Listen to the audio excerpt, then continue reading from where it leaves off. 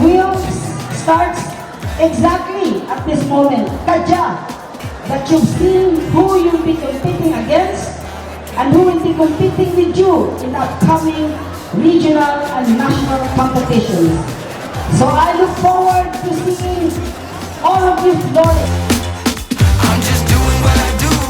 When you see me coming through, everybody make some room.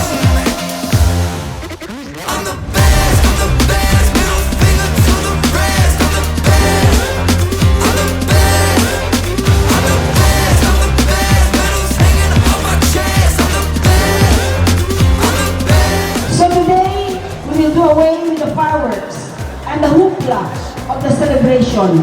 What is important is that we will hone our athletes to win not only in sports, but to win in the challenges of life.